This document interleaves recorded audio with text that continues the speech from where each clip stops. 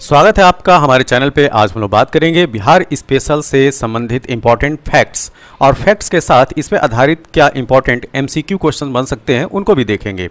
तो हमारा जो पहला चैप्टर है बिहार स्पेशल से वह चैप्टर है सामान्य परिचय। तो पहले हम लोग जो है इंट्रोड्यूस होंगे कि बिहार स्टेट वास्तव में है क्या। ठीक है, तो आप मेरे पीछे जो है बिहार का मैप देख रहे हैं, इसमें जिले जो हैं इंगित हैं और साथ में इसके जो बाउंड्री वाले स्टेट हैं और एक जो अंतर्राष्ट्रीय सीमा रेखा लगती है उसका भी जो है मैप में आप विधिवत देख सकते हैं। ठीक है, तो सामान्य परिचय की शुरुआत जो है इस मैप की स्टडी से ही करेंगे।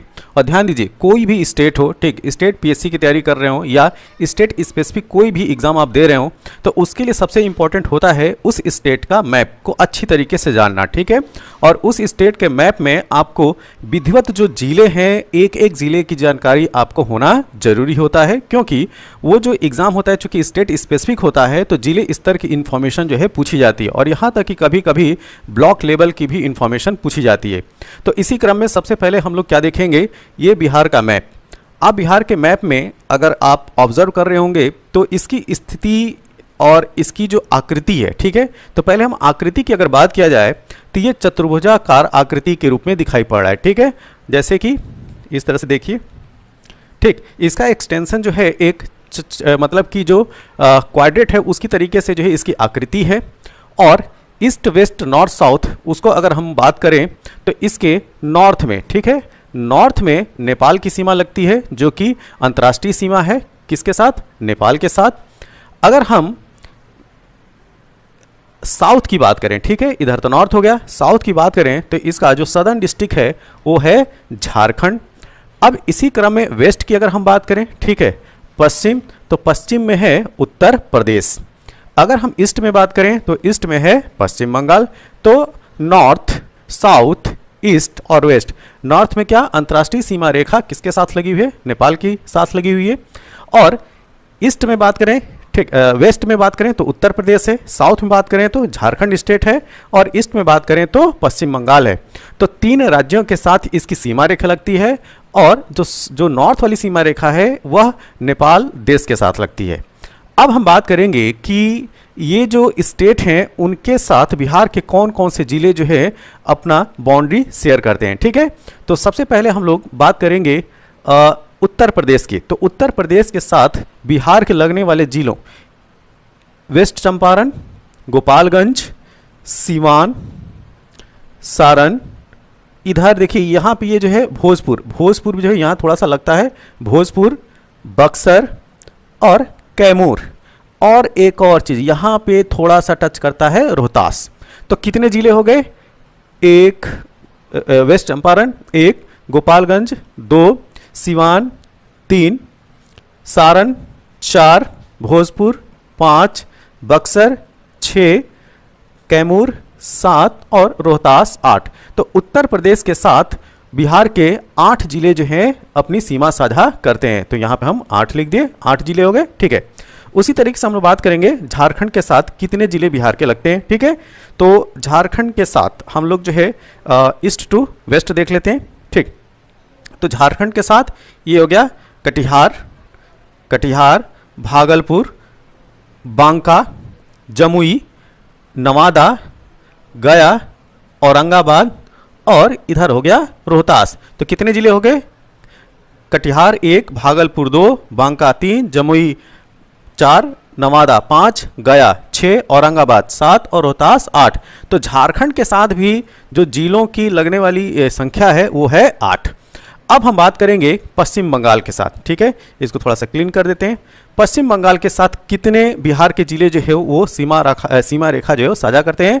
तो ये है एक किशनगंज, दूसरा पूर्णिया और तीसरा जो है कटिहार। तो 3 जिले बिहार के पश्चिम बंगाल के साथ सीमा रेखा साझा करते हैं। तो ये तो वो राज्य हुए, 3 राज्य जो बिहार के साथ लगे हुए हैं और उनके जिलों के बारे में ब्यौरा हुआ। ठीक है, अब हम नेपाल की स्थिति को देख लेते हैं। ठीक, नेपाल के साथ सीमा किसकी लग रही है, वेस्ट चंपारण 1, ईस्ट चंपारण 2, सीतामढ़ी 3, मधुबनी 4, सुपौल 5, अररिया 6 और किशनगंज का देखिए इधर 7। तो टोटल 7 जिले जो हैं नेपाल के साथ बाउंड्री बनाते हैं। तो इस तरीके से आप याद रखिए, नेपाल के साथ 7 जिले लगे हुए हैं, उत्तर प्रदेश के साथ 8 जिले लगे हुए हैं, झारखंड के साथ भी 8 जिले लगे हुए हैं और वेस्ट बंगाल के साथ 3 जिले जो है वो बिहार के लगे हुए हैं। अब हम बात करेंगे कि बिहार के ईस्टर्न मोस्ट जिले कौन सा है, वेस्टर्न मोस्ट कौन सा है, फिर सदर्न मोस्ट कौन सा है और नॉर्दर्न मोस्ट कौन सा है। मतलब कि सबसे उत्तरी जिला, सबसे पश्चिमी जिला, सबसे पूर्वी जिला और सबसे दक्षिणी जिला की हम लोग बात करेंगे। ठीक है, तो सबसे जो उत्तरी जिला है ये है वेस्ट चंपारण। अच्छा, सबसे दक्षिणी जिला, ठीक, सबसे दक्षिणी जिला की अगर हम लोग बात करें तो यहाँ पे आ जाएगा ये गया। ठीक, सदर्न मोस्ट डिस्ट्रिक्ट जो है वो गया है। अच्छा, वेस्टर्न मोस्ट कौन सा है, कैमूर। ठीक, ये है कैमूर, सबसे पश्चिम का जिला जो है वो कैमूर है। वहीं पे अगर सबसे जो है पूर्वी जिला अगर आपसे पूछा जाए तो ये है किशनगंज। ठीक, किशनगंज जो है वो बिहार का सबसे पूर्वी जिला है। तो एक चीज़ ध्यान रखिएगा, इस तरह की इन्फॉर्मेशन पूछी जाती है कि बिहार का सबसे eastern most, western most, southern most और नॉर्दर्न मोस्ट डिस्ट्रिक्ट कौन सा है। तो एक चीज़, ये चीज़ जो है वो ध्यान रखिएगा। अब हम बात करेंगे कि बिहार में टोटल जिलों की संख्या कितनी है। तो ध्यान दीजिएगा, बिहार में जो जिलों की संख्या है आज की डेट में जिलों की संख्या है 38। लेकिन जब यह बिहार से जब झारखंड अलग हुआ था तो उस समय जिलों की संख्या 37 थी। तो अब प्रश्न ये आता है कि वह 38वां जिला कौन सा था। ठीक है, तो 38वां जिला जो है ये अरवल है। क्या है, अरवल, इसको याद रखिए, ये अरवल। ठीक है, जहानाबाद से बॉर्डर सीमा लग रही है, फिर भोजपुर से लग रही है, पटना से भी लग रही है, औरंगाबाद से, गया से और इधर रोहतास से। तो ये जो अरवल है वो 38वां जिला बना। ठीक, लेकिन 15 नवंबर 2000 की अगर बात करें, जब झारखंड अलग हुआ बिहार से और एक अलग राज्य बना, तो उस समय बिहार राज्य के पास केवल और केवल जो है 37 जिले थे। तो ये एक बेसिक इंफॉर्मेशन थी बिहार के मैप से। तो अब हम लोग बात करेंगे इसके आगे की इंफॉर्मेशन। ठीक है, आगे की इंफॉर्मेशन देखते हैं। अब हम लोग बात करेंगे बिहार की जो स्थापना है। ठीक है, इस्टेब्लिशमेंट कब हुआ। तो ध्यान दीजिएगा, बिहार की जो स्थापना होती है वो 22 मार्च 1912 को होती है। कब होती है, 22 मार्च 1912 को। और इसी वजह से बिहार का स्थापना दिवस 22 मार्च को मनाते हैं। ठीक है, तो बिहार का स्थापना दिवस कब मनाया जाता है, 22 मार्च को। देखिए, जब 1912 में जो बिहार निकल के आता है तो उस समय उड़ीसा उसके साथ में, उड़ीसा एक अलग प्रांत नहीं था। ठीक है, और बिहार जो है शुरू में जो है वो बंगाल का ही पार्ट हुआ करता था। तो जो बंगाल प्रोविंस है उसमें बिहार और आज की डेट का उड़ीसा सब समाहित है। तो 1912 में जो है बिहार का अस्तित्व आता है। कब, 22 मार्च 1912 को। इसी वजह से 22 मार्च को जो है हर साल हम बिहार दिवस मनाते हैं। अब बात करेंगे हम अगली इंफॉर्मेशन के बारे में। इसका नामकरण, जो बिहार है वो इसका नाम कैसे पड़ा। ठीक है, तो देखिए, जो बौद्ध भिक्षु हैं जहाँ पे रहते हैं, ठीक है, तो उनका जो रहने का स्थान होता है उसको विहार बोलते हैं, विहार। ठीक है, लेकिन वो धीरे धीरे ये जो है बोलने बतियाने में जो है ये जो शब्द है वो बिहार कहा जाने लगा। ठीक है, क्या कहा जाने लगा, बिहार। ठीक है, और बिहार जो है वो घूमने वाली जो जगह होती है या कहीं पे घूमने जाना भी वो बिहार के अंतर्गत आता है, वो भी एक टर्म है। ठीक, तो लेकिन इसका जो प्रादुर्भाव है, जो बौद्ध भिक्षु हैं उनके जो रहने का स्थान है उससे जो है कोरिलेट कीजिएगा, उनके रहने के स्थान को विहार बोला जाता है। और जहाँ पे बौद्ध भिक्षु पूजा पाठ करते हैं उसको क्या बोलते हैं, जी हाँ, उसको बोलते हैं चैत्य। ठीक, तो ये भी चीज़ याद रखिएगा। अब हम जो है आगे बात करते हैं, क्षेत्रफल की बात करते हैं। ठीक है, तो क्षेत्रफल की दृष्टि से भारत में 12वां स्थान है। ठीक है, लेकिन जब जम्मू एंड कश्मीर राज्य जो है उसका पुनर्गठन नहीं हुआ था 2019 में, तब बिहार का क्षेत्रफल की दृष्टि से 13वां स्थान था। लेकिन जैसा कि हम जानते हैं कि 2019 में जम्मू एंड कश्मीर का जो है वो पुनर्गठन होता है, रीऑर्गेनाइजेशन होता है, जिसमें जम्मू एंड कश्मीर के जो है वो 2 भाग होते हैं और 2 यूनियन टेरिटरी बन जाते हैं। ठीक है, एक Jammu and Kashmir union territory और दूसरा जो है लद्दाख यूनियन टेरिटरी। तो 2019 के बाद जब ये घटना घटित होती है तो क्षेत्रफल की दृष्टि से बिहार का स्थान जो हो गया 12वां हो गया। ये चीज़ याद रखिएगा, ये छोटे छोटे क्वेश्चन जो है वो आपसे पूछ लिए जाते हैं, इस वजह से ध्यान रखना है। अब हम बात करेंगे कि जनसंख्या की दृष्टि से भारत में बिहार का कौन सा स्थान है। तो जनसंख्या की दृष्टि से बिहार का स्थान जो है वो तीसरा है, थर्ड नंबर पे आता है जनसंख्या की दृष्टि में। ठीक, यहाँ पे 2011 के पॉपुलेशन के अनुसार, सेंसस के अनुसार बात की जा रही है। ठीक है, अच्छा, यहाँ पे अगर मैं पूछूं कि वह कौन सा राज्य है जो जनसंख्या की दृष्टि से पहले स्थान पे है, तो इस प्रश्न का जवाब जो है आप कमेंट बॉक्स में दीजिएगा। आप चलते हैं अगले पॉइंट की तरफ से। अब हम बात करेंगे इसकी भौगोलिक स्थिति के बारे में। ठीक है, तो इसकी भौगोलिक स्थिति थोड़ा सा जान लेते हैं। देखिए जो भौगोलिक स्थिति है अक्षांश और देशांतर के संदर्भ में बताई जाती है, ठीक है। अक्षांश और देशांतर, तो थोड़ा सा मैं क्लियर कर दूं कि अक्षांश और देशांतर होते क्या है, ठीक। तो देखिए इस तरीके का जो है एक हम गोला बना लेते हैं, इसको पृथ्वी मान लीजिए। जो हॉरिजॉन्टल लाइन होती है, क्षैतिज जो रेखा होती है, ठीक है, उसको जो है अक्षांश बोलते हैं, और जो एकदम मध्य में है इसको 0 डिग्री अक्षांश बोलते हैं, ठीक है। तो इस तरीके से जो लाइनें हैं, ठीक, ये अक्षांशीय रेखाएं हैं जो क्या हैं, हॉरिजॉन्टल हैं। और जो वर्टिकल्स लाइन है, वर्टिकल लाइन्स हैं ग्लोब पे, ठीक है, उनको हम लोग क्या बोलते हैं, देशांतर बोलते हैं, ठीक। तो जो अक्षांश और देशांतर में ही जो है किसी भी जगह की स्थिति को, राज्य हो, जिला हो या देश हो, उसको जो हम जो है वो एक्सप्लेन करते हैं। तो जैसे बिहार की अगर अवस्थिति की अगर बात करें तो यह क्या है, 24 डिग्री, ध्यान दीजिएगा ये डिग्री है, 24 डिग्री 20 मिनट 10 सेकंड से लेकर 27 डिग्री 31 मिनट 15 सेकंड उत्तरी अक्षांश में है। तो उत्तरी अक्षांश का मतलब ये हुआ कि उत्तरी अक्षांश का मतलब ये हुआ कि यह जो इक्वेटर के नॉर्थ में, तो इक्वेटर कहाँ पे है, यहाँ पे, ठीक, इक्वेटर यहाँ पे, तो इक्वेटर के नॉर्थ में क्या है, बिहार है। अच्छा, तो ये चीज़ क्लियर हो गई। अब 83 डिग्री 19 मिनट 50 सेकंड से लेकर 88 डिग्री 17 मिनट 40 सेकंड पूर्वी देशांतर है, ठीक है। अब बात आ गई कि पूर्वी देशांतर क्या है, तो देखिए ये है 0 डिग्री प्राइम मेरिडियन, जो देशांतरी रेखा है। इस रेखा के जो इधर वाला है वह ईस्टर्न हेमिस्फीयर कहलाता है, और इधर वाला जो है वो वेस्टर्न हेमिस्फीयर कहलाता है, ठीक है। तो अगर हम जो है ग्लोब को बांटना चाहें तो 4 जो है वो गोलार्ध में बांट सकते हैं, ठीक है, 4 गोलार्ध में। कैसे, एक ये जो हॉरिजॉन्टल लाइन है बीचों बीच, जिसको जो है भूमध्य रेखा बोलते हैं, यह जो है ग्लोब को नॉर्दर्न हेमिस्फीयर और सदर्न हेमिस्फीयर में बांटती है। क्या, नॉर्दर्न हेमिस्फीयर और सदर्न हेमिस्फीयर में बांटती है। और वहीं पे ये जो 0 डिग्री प्राइम मेरिडियन लाइन है, ठीक है, 0 डिग्री जो देशांतर रेखा है, वर्टिकल लाइन, यह जो है ईस्टर्न हेमिस्फीयर और वेस्टर्न हेमिस्फीयर में बांटती है। तो जो बिहार की स्थिति है वह ईस्टर्न, ध्यान दीजिएगा, पूर्वी और उत्तरी गोलार्ध में इसकी स्थिति बन रही है। क्योंकि भारत की स्थिति भी किस में है, अगर भारत की स्थिति अगर पूछा जाए कि भारत जो है वो किस गोलार्ध में, तो आप बताइएगा उत्तर पूर्वी गोलार्ध में। तो उस हिसाब से बिहार भी क्या होगा, उत्तरी पूर्वी गोलार्ध में होगा। इसी वजह से इसकी अक्षांश और देशांतरी जो स्थिति है वह क्या, उत्तरी और पूर्वी में जो है वो व्यक्त किया जाता है, ठीक। तो इसका मतलब ये जो एक्सटेंशन है क्या है, उत्तरी अक्षांश, ये वाला पॉइंट माने, ठीक है, और ये वाला पॉइंट मांगे, ठीक। तो यहाँ से 24 डिग्री 20 मिनट 10 सेकेंड, तो इसको मैं लिख देता हूँ, ठीक है। ये जो पॉइंट है 24 डिग्री 20 मिनट 10 सेकेंड, यहाँ उत्तर से लेके जो है यहाँ तक क्या, 27 डिग्री 31 मिनट 15 सेकेंड, यह क्या है, ये एक्सटेंशन है किसका, बिहार का। और इसी तरीके से अगर हम लोग जो देशांतर में बात करें, ठीक, तो क्या है 83 डिग्री, ये वाली पॉइंट को बताना है, ठीक है, क्या 83 डिग्री 19 मिनट 50 सेकेंड से लेकर उधर तक एक्सटेंशन क्या है, 88 डिग्री 17 मिनट और 40 सेकेंड। तो क्या है ये 88 डिग्री 17 मिनट और 40 सेकेंड। तो ये एक्सटेंशन है किसका, बिहार का। दूसरा पॉइंट क्या है, दूसरा पॉइंट ये है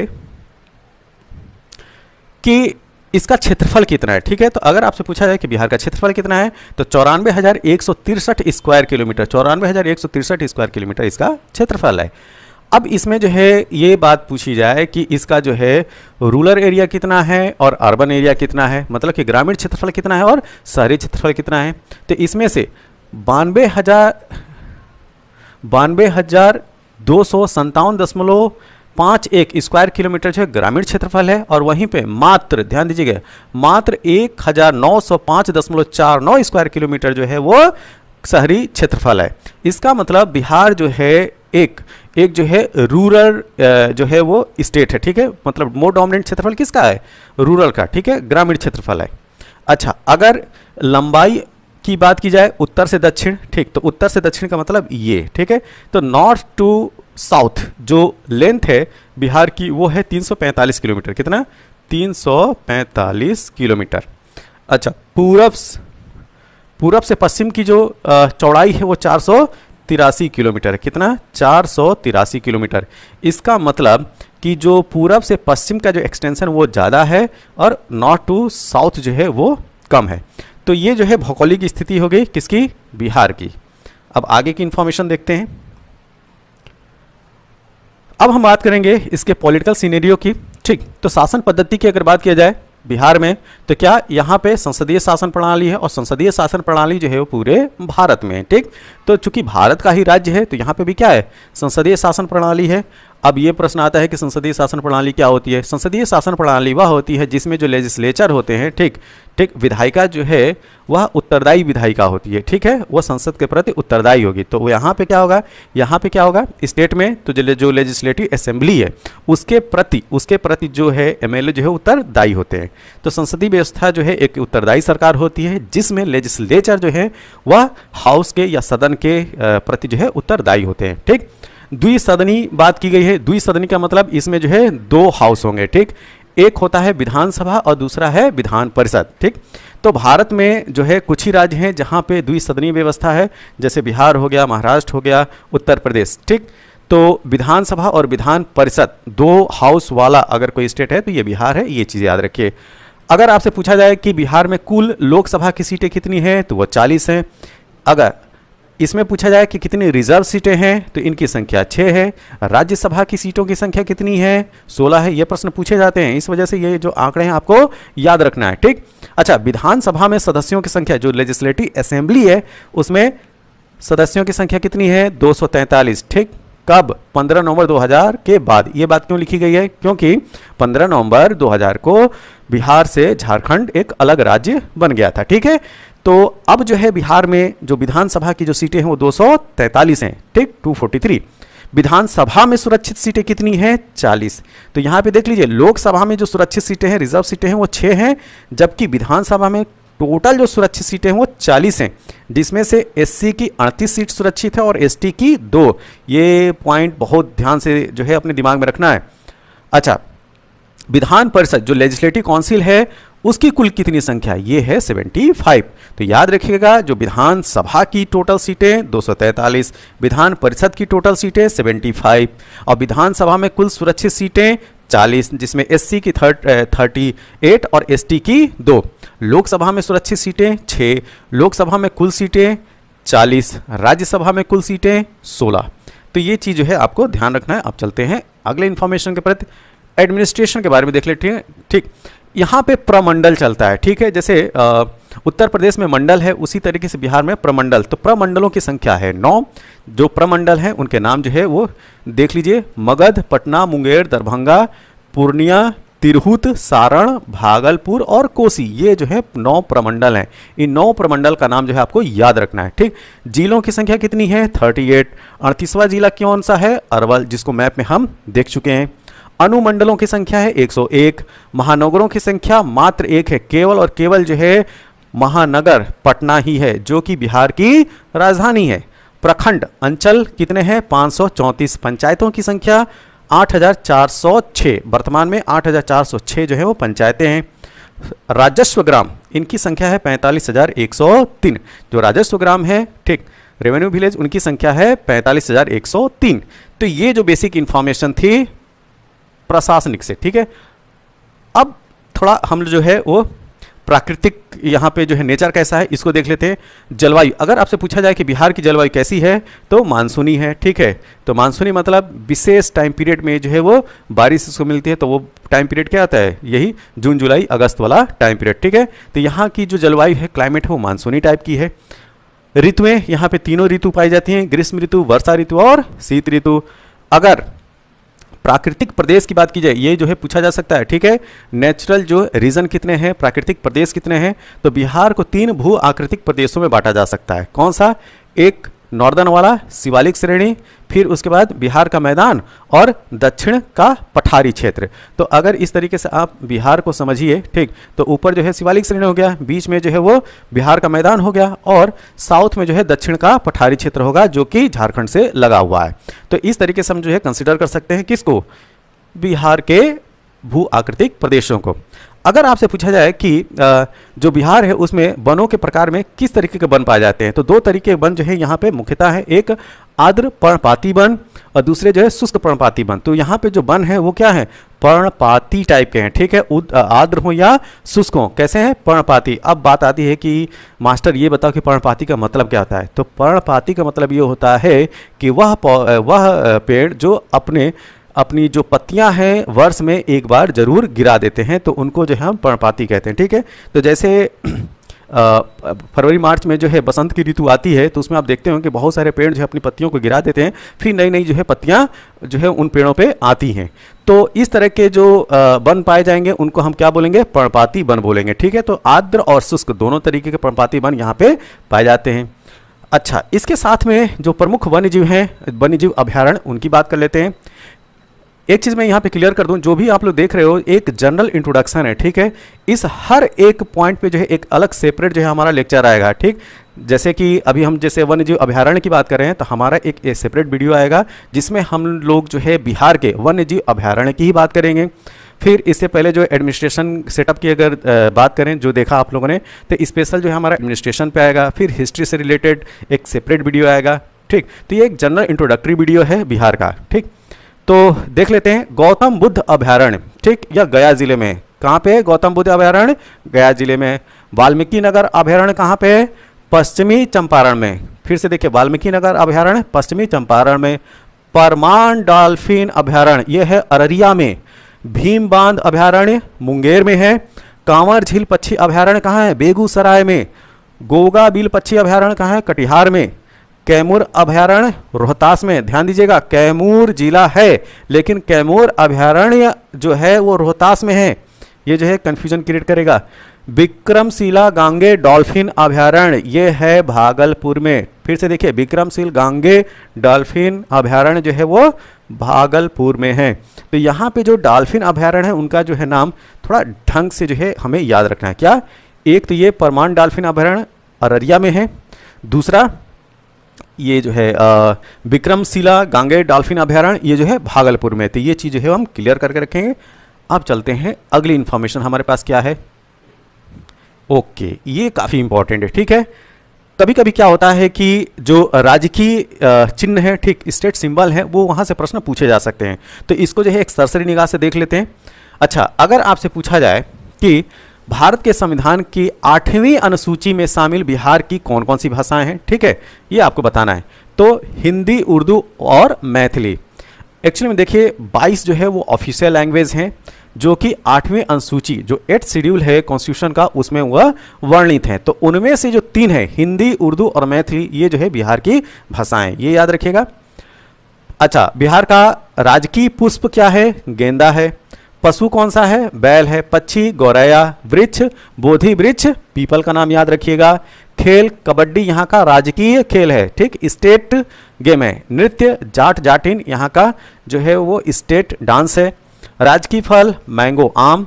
राजकीय खाना लिट्टी चोखा, क्या बात है। राजकीय मछली है देसी मांगूर। देसी मांगूर जो है इसकी स्टेट फिश है। अच्छा, यहीं पे अगर आपसे मैं पूछूं, थोड़ा करंट अफेयर का क्वेश्चन है कि गुजरात ने हाल ही में एक मछली को अपना राजकीय मछली घोषित किया है, ठीक। तो उस मछली का नाम आप कमेंट बॉक्स में जरूर बताइएगा। अच्छा, आगे चलते हैं। राजकीय गीत क्या है, मेरे भारत के कंठहार, तुझको सत सत वंदन बिहार, ठीक, मेरी रफ्तार। तो ये जो है राजकीय गीत हो गया क्या, फिर से देखिए, राजकीय गीत क्या है, मेरे भारत के कंठहार, तुझको सत सत वंदन बिहार, ये राजकीय गीत है। और राजकीय प्रार्थना क्या है, तो सॉन्ग और प्रार्थना, प्रेयर दोनों अलग है। प्रार्थना क्या है, मेरी रफ्तार पे सूरज की किरणें नाज करें। क्या, मेरी रफ्तार पर सूरज की किरणें नाज करें, ये राजकीय प्रार्थना है। अच्छा, राज्य का महापर्व क्या है, तो जाहिर सी बात है छठ। तो यहाँ का स्टेट का जो महापर्व है वो है छठ पूजा, बड़ी ही धूमधाम से मनाई जाती है, ठीक। अब हम अगले पॉइंट की बात करते हैं, थोड़ी सी डेमोग्राफी के बारे में बात करते हैं, ठीक है। जनसंख्या के बारे में बात करते हैं कि बिहार में जो है वो जनसंख्या का स्ट्रक्चर कैसा है। तो देखिए, यहाँ पे जनसंख्या जो है हम बात करेंगे जो सेंसस 2011 का है उसके अनुसार बात करेंगे, ठीक है। तो जनसंख्या घनत्व जो कि प्रति वर्ग किलोमीटर में व्यक्त किया जाता है, मतलब कितने लोग जो है एक स्क्वायर किलोमीटर एरिया में रहते हैं, वो जो है जनघनत्व होता है। तो बिहार का जनघनत्व जो है काफ़ी ज़्यादा है, 1106 व्यक्ति जो है पर स्क्वायर किलोमीटर रहते हैं। वहीं पे भारत जो है मात्र 382 है, क्या 382 व्यक्ति पर स्क्वायर किलोमीटर। तो भारत मतलब कि पूरे देश के हिसाब से देखा जाए तो बिहार का जो जनघनत्व है बहुत ही ज़्यादा है, ठीक। लिंगानुपात की सेक्स रेशियो की बात की जाए तो बिहार का सेक्स रेशियो जो है 918 है, जबकि देश का जो सेक्स रेशियो है 943 है। तो यहाँ पे भी जो है बिहार जो है सेक्स रेशियो में काफ़ी पीछे है। जनसंख्या वृद्धि दर, ठीक, 2001 से 2011, तो ये यहाँ पे डिकेडल जो 10 की जनसंख्या वृद्धि दर है उसकी बात की जा रही है। तो बिहार का है 25.42 जो कि बहुत ही ज़्यादा है, ठीक। वहीं पे भारत का क्या है 17.7% क्या है डिकेडल ग्रोथ है, 10 की जनसंख्या वृद्धि। अब हम बात करेंगे कि साक्षरता की स्थिति क्या है, लिटरेसी की। तो कुल साक्षरता जो है 61.8% है बिहार की। वहीं पे अगर हम लोग देश की बात करें तो देश की टोटल लिटरेसी रेट है 73.0। वहीं पे पुरुष साक्षरता दर है 71.2 बिहार की, और देश की क्या है 80.9%। वहीं पे स्त्री की बात करें, ये भी प्रतिशत में, तो स्त्री में स्त्री की साक्षरता की अगर बात करें तो बिहार में 51.5% जो है लिटरेसी रेट है क्या स्त्रियों की। वहीं पे देश कंट्री लेवल पे बात करें तो 64.6 है। तो ओवरऑल जो है यह इंफॉर्मेशन थी किसे, बिहार से, ठीक। बिहार के जो एक जनरल इंट्रोडक्शन है वहां से हम लोगों ने आज बात की, ठीक है, सामान्य परिचय की बात की। अब हम इसी वीडियो को कंटिन्यू करेंगे इस पे जो ऑब्जेक्टिव हैं, ठीक। तो थोड़ा सा विराम, फिर हम इसमें जो है ऑब्जेक्टिव करेंगे question. Okay, thank you. Bihar के सामान्य परिचय की थ्योरी के बाद अब हम लोग लगाएंगे इस पे आधारित क्या इंपॉर्टेंट क्वेश्चन हो सकते हैं उनको, ठीक है। तो पहला क्वेश्चन क्या है, बिहार राज्य का कुल भौगोलिक क्षेत्रफल क्या है। तो जैसा आपने थ्योरी में देखा, इसकी हम क्षेत्रफल की बात कर चुके हैं, कितना है 94,163 स्क्वायर किलोमीटर, और इसमें सबसे ज़्यादा क्षेत्रफल किसका है, ग्रामीण क्षेत्रफल है, ठीक। अब चलते हैं अगले प्रश्न की तरफ। अगला प्रश्न है कि निम्न में से कौन सा बिहार की पश्चिमी सीमा पर स्थित है, ठीक है। आपको बताना है कि बिहार के पश्चिमी सीमा पर कौन सा स्थित है। तो ये है उत्तर प्रदेश, इसको भी हमने क्वेश्चन में लगा अपने थ्योरी वाले क्लास में देखा, ठीक है। तो वेस्टर्न जो है वो क्या है उत्तर प्रदेश, ईस्टर्न क्या है पश्चिम बंगाल, सदर्न में कौन सा है झारखंड स्टेट है, और नॉर्दर्न में क्या है नेपाल है, ठीक है, जो कि अंतर्राष्ट्रीय सीमा लगती है। अब चलते हैं अगले प्रश्न की तरफ। बिहार के निम्नलिखित जिलों में से कौन सा जिला नेपाल के साथ सीमा साझा नहीं करता है। तो नेपाल के साथ सीमा साझा करने वाले जो जिले हैं उनकी संख्या हम लोगों ने क्या पढ़ा था, 7 पढ़ा था, ठीक है। क्या है वेस्टर्न चंपारण, ईस्टर्न चंपारण, सीतामढ़ी, मधुबनी, सुपौल, अररिया और किशनगंज, ठीक है। तो मधुबनी, किशनगंज और सीतामढ़ी ये तीनों जो है हैं क्या नहीं है, पूर्णिया नहीं है। तो पूर्णिया कहाँ पे है, पूर्णिया की पोजीशन आप ये देखिए, ये है पूर्णिया जिला बिहार का, जो कि नेपाल के साथ सीमा साझा नहीं करता है। अगला प्रश्न, एक भारतीय राज्य के रूप में बिहार बना, ठीक है, कब बना, इसकी भी कहानी हम लोग ने जान चुके हैं, 1912 में बना, और कौन सी डेट थी 22 मार्च। इसी वजह से 22 मार्च को हर साल बिहार दिवस मनाया जाता है।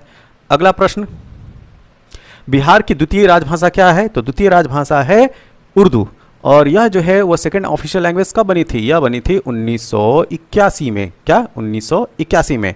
और भारत के 8वें अनुसूची में बिहार की कौन कौन सी भाषाएं हैं, तो हिंदी, उर्दू और मैथिली। बिहार राज्य विभाजित कर झारखंड कब बना था, बहुत ही आसान सा प्रश्न है, नवंबर 2000, कौन सा नवंबर, 15 नवंबर 2000, ठीक है, ये चीज याद रखिए। नेक्स्ट प्रश्न क्या है, निम्नलिखित में से कौन सा शहर बिहार के सबसे पूर्वी भाग में स्थित है, ठीक है। तो बिहार का सबसे पूर्वी जिला बताना है इस दिए गए ऑप्शंस में। तो यहाँ पे क्या है, यहाँ पे सही उत्तर है कटिहार। अब चलते हैं अगले प्रश्न की तरफ। बिहार राज्य में कितने जिले हैं, ठीक। तो वर्तमान में जिलों की संख्या कितनी है, 38, ऑप्शन बी। अगला प्रश्न, बिहार राज्य में प्रमंडलों की संख्या कितनी है। तो प्रमंडलों की संख्या हमने क्या देखा, 9, ठीक है, ऑप्शन सी। अगला प्रश्न, पाटलिपुत्र के संस्थापक कौन। तो पाटलिपुत्र की स्थापना किया था उदयन ने, और उदयन किस वंश का था? हर्यक वंश का, ठीक है। और किसका पुत्र था? अजातशत्रु का, ठीक। अच्छा, अगर आपसे पूछा जाए कि हर्यक वंश का संस्थापक कौन था, तो वो था बिंबिसार, ठीक है। तो बिंबिसार का पुत्र अजातशत्रु, अजातशत्रु का पुत्र उदयन, और उदयन ने जो है पाटलिपुत्र की स्थापना की थी। कहाँ पे? गंगा और सोन नदी के बीच वाला जो स्थल है वो आज की डेट में जो है वो पटना है, वही पाटलिपुत्र हुआ करता था। अब चलते हैं। अच्छा, एक और इन्फॉर्मेशन याद रखिएगा, उदयन जो है वो जैन धर्म को मानने वाला था, ठीक। अगला प्रश्न, विश्व का पहला गणतंत्र वैशाली किसके द्वारा स्थापित किया गया था? तो ये स्थापित किया गया था लिच्छवियों के द्वारा। एक चीज ध्यान रखिएगा, गणतंत्र होता क्या है? तो गणतंत्र उसे कहते हैं जहां का हेड ऑफ स्टेट, ठीक है, जहां जिस देश का जो मुखिया है वह इलेक्ट होता है, चुन कर आता है, ठीक। तो भारत की अगर हम लोग बात करें तो भारत का मुखिया कौन है? राष्ट्रपति। तो राष्ट्रपति जो है वो चुन के जाते हैं, ठीक, ना कि वह वंशानुगत होते हैं। तो इस वजह से भारत क्या है? एक रिपब्लिक राष्ट्र है, ठीक है, गणतांत्रिक राष्ट्र है। और वहीं पे अगर ब्रिटेन की बात किया जाए तो वहां पे राजतंत्र है, क्योंकि वहां का जो हेड है राजा जो है वो वंशानुगत है। अब चलते हैं अगले प्रश्न की तरफ। बोध गया में बोधि वृक्ष अपने वंश की किस पीढ़ी का है? ठीक है, तो यह जो है अपने वंश के 5वें पीढ़ी का है, पंचम, ऑप्शन सी। बिहार के सीमावर्ती राज्यों की संख्या कितनी है? तो सीमावर्ती राज्यों की संख्या है 3, ठीक। तो वह कौन कौन से सीमावर्ती राज्य हैं? तो पश्चिम में है उत्तर प्रदेश, दक्षिण में है झारखंड, और पूर्व में है पश्चिम बंगाल। बिहार, ये क्वेश्चन जो है वो ध्यान से देखिएगा, ठीक है। बिहार की लगभग 55% जनसंख्या परम निर्धनता में रहती है, क्योंकि पहला कारण क्या बताया जा रहा है? बिहार के पास प्राकृतिक संसाधन वर्तमान संभाव्य दोनों का अभाव है। ये जो बात लिखी गई अभाव है, यही इसमें पॉइंट गलत है, ठीक है, अभाव नहीं है, ठीक। तो प्राकृतिक जो संसाधन हैं, ठीक, वो जो है वो हैं, उचित मात्रा में है। तो ये स्टेटमेंट क्या हो गया? गलत हो गया। भारत में बिहार की जो सकल प्रजनन दर है वो तीव्रतम है, ये स्टेटमेंट सही है, ठीक है। बिहार की कृषि जलवायु दशाएं जो है नितांत प्रतिकूल हैं, जी नहीं, यहाँ पे जो प्रतिकूल है ये सब जो है डाल के ये गलत कर दिया, ठीक है। तो ये स्टेटमेंट गलत है। बिहार के पास गुणवत्ता युक्त ढांचागत सुविधाओं तथा व्यापारानुकूल वातावरण का अभाव है, ये पॉइंट में दम है, ठीक। ये कंडीशन जो है बिहार में देखने को मिलती है, इसी वजह से बिहार जो है वो एक्सट्रीम पॉवर्टी में है। तो ये पॉइंट सही है। तो हमारा क्या सही हो गया? ऑप्शन 2 एंड ये 4, ये दिए गए ऑप्शन में कौन सा सही हो गया? Option C. ऑप्शन सी में क्या है? 2 और 4। अब चलते हैं अगले प्रश्न की तरफ। बिहार का कौन सा जिला न्यूनतम क्षेत्रफल वाला है? ठीक है, तो सबसे कम एरिया वाला जो जिला है, या ये कहा जाए सबसे छोटा जो जिला है, वो है शेखपुरा, ऑप्शन बी, शेखपुरा सबसे छोटा जिला है। मूल रूप से बिहार शब्द का अर्थ क्या है, इसको भी देख चुके हैं हम लोग अपनी थ्योरी वाली क्लास में, बौद्ध मठ। झारखंड बनने के पश्चात बिहार में लगभग कितने जिले रह गए थे? तो देखिए ये बात तब की जा रही है जब झारखंड जो है बिहार से अलग हो गया था, तो उस समय बिहार में 37 जिले थे, ठीक है। जो 38वां जिला जो बना वो बाद में बना है। तो आज की डेट में जो है वो जिलों की संख्या जो है 38 है। कौन सा राज्य जो है डाक क्षेत्र 8 के अंतर्गत आता है? तो जाहिर सी बात हम लोग बिहार स्पेशल पढ़ रहे हैं, तो इसका सही उत्तर क्या है? बिहार है, ठीक। अच्छा, ये बताइए कि जो पिन होता है उसमें कितनी डिजिट होती हैं? जी हाँ, उसमें जो है डिजिट होती है 6। अच्छा, पिन का फुल फॉर्म क्या होता है? पिन का फुल फॉर्म जो है इस बार 11 फरवरी को यूपीपीएससी के द्वारा आरओ का जो एग्जाम कराया गया था उसमें पिन का फुल फॉर्म पूछा गया था। तो पिन का फुल फॉर्म होता है पोस्टल इंडेक्स नंबर। क्या? Postal index number. इसकी शुरुआत कब होती है? 15 अगस्त 1972 को, ठीक है, ये चीज़ याद रखिएगा। 15 अगस्त 1972 से पिन कोड का चलन प्रारंभ हुआ है। अगला प्रश्न, बिहार के कौन से 3 जिले पश्चिमी बंगाल की सीमा पर स्थित हैं? ठीक है, तो पश्चिम बंगाल की सीमा पर स्थित जिलों का नाम बताना है। तो एक है इसमें